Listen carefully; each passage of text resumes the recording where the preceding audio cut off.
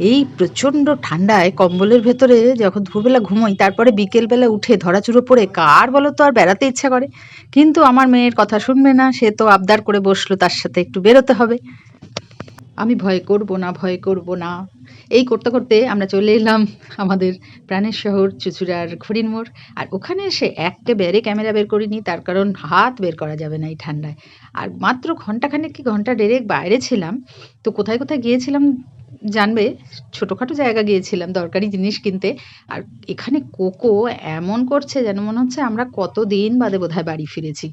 আমরা যেই যাই না কেন সেই করে। আসলে যাদেরই আছে এরকম সন্তান বাড়িতে তারাই জানো যে ওরা একটু টাইমও আমাদের বাইরে থাকতে দিতে মানে ভালোবাসে না, বা ওরা হয়তো ভয় বা কিছু একটা কাজ করে ওদের। আর এখানে মানাই বারবার বলছে, তুমি তোমার ওই পাগলের মতো ড্রেসটা খোলো। আমি তো ঠান্ডায় পুরো মুড়িয়েছি, আর ও আমায় মানে চিনতে পারছে, গন্ধ শুকে ওরা বুঝতেই পারে। কিন্তু আমার ওরকম ড্রেস দেখে না ও বোধহয় একটু ঘাবড়ে গেছিলো।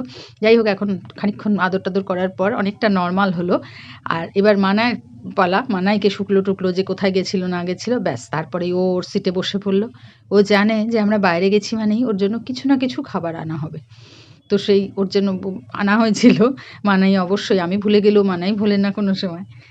এইসব জিনিসগুলো যদিও জানি দেওয়া উচিত নয় ওদের পক্ষে, কিন্তু ওই যে বাচ্চাদের, ও বলে না মা ভাই আশা করে বসে থাকবে, ওই জন্য ও সবার জন্যই কিছু না কিছু যেমন আনে তেমনি ওর জন্যও কিছু না কিছু আনে।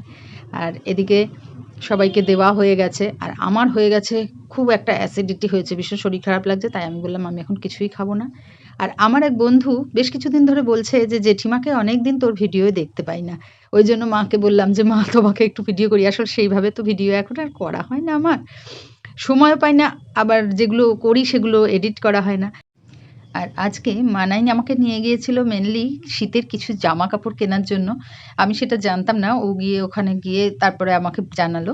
এই সোয়েটারটা ও আমাকে কিনে দিল, আর এই কোটটা ও নিজের জন্য কিনলো, কারণ এগুলো সত্যি বলতে কি অনেকটা দরকার ছিল। তো সেই কারণেই কেনা হলো। একটা কথা, সন্তানদের কিছু কিছু ভালো লাগা ভালোবাসাটাকেও না যদি একটু মূল্য দেওয়া যায়, প্রাধান্য দেওয়া যায়, তাহলে ওরা আরও খুশি হয়। তো সেই কারণেই ও বলল, আমি বারণ করা সত্ত্বেও ও বলল না এগুলো দরকার। তো আমি বুঝলাম হ্যাঁ প্রয়োজনীয় জিনিসই ও কিনছে। আর এখানে ওর বাবার জন্য একটা মাফলার কিনলো। কোকোর কারণে আমরা ঘরকে একদমই গুছিয়ে রাখতে পারি না, তাই এইগুলোকে একটু ইগনোর করো। আর এবছরের মতো এটাই আমার শেষ ভিডিও।